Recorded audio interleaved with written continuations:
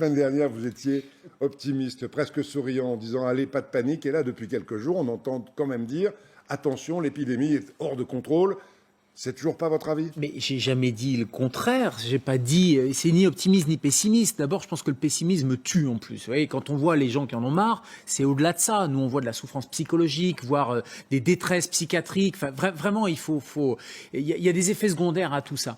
Mais regardez vous avez quand dit même, le mot panique. regardez quand même, Gérald, Vous avez dit regardez le mot quand même. Je panique. voudrais vous montrer la carte des départements qui aujourd'hui ont été placés par le gouvernement. Ils sont en rouge sur cette carte. Il y en a 3 de plus, vous le savez depuis hier, la Nièvre, l'Aube et le Rhône, en plus des 16 qu'il était déjà depuis une semaine, tous les Hauts-de-France, toute l'Île-de-France, plus la Seine-Maritime, l'Eure et les Alpes-Maritimes. Ça s'arrange pas quand même. Le taux d'incidence, ça veut dire la circulation du virus. Il circule, ce virus. Il circule et il y a un problème dans les réanimations. On l'avait dit, et la semaine dernière, on l'avait dit, les services sont sous tension.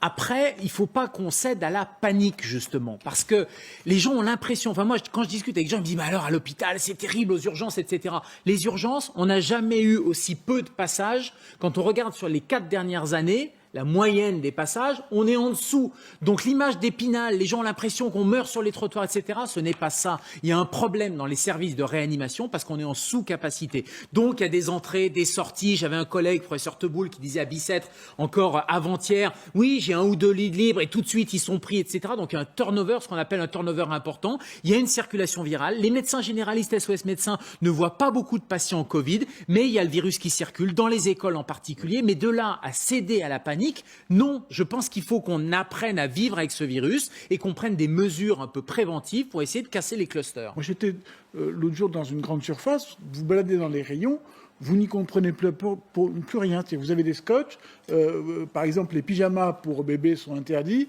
Non, sont autorisés. Sont autorisés, pardon, vous voyez. Mais pour vous, non. Mais pour moi, non. C'est beaucoup plus dangereux d'acheter un pyjama pour adulte. Mais non seulement on n'y comprend rien, mais c'est surtout que ça n'a pas de sens médical, rationnel. Pourquoi on serait plus contaminé ou pas? Madame, elle le dit très bien. Elle dit, moi, il y a la terrasse, les gens, ils sont à côté. Je pourrais, à la limite, avec ma terrasse, avoir des mesures de sécurité, faire preuve de pédagogie, alors que les gens à côté, parce qu'ils sont sur la place, ils n'ont pas de mesures barrières du tout. Donc, on voit bien que ça n'a pas de sens sur le plan médical. Le vêtement de travail, on peut. Oui, pour travailler. Vous pouvez acheter une blouse, mais pas une chemise. Oui, c'est là où on voit après que tout est détourné. Et c'est normal, c'est des commerçants. On ne va pas pouvoir tenir des années comme ça.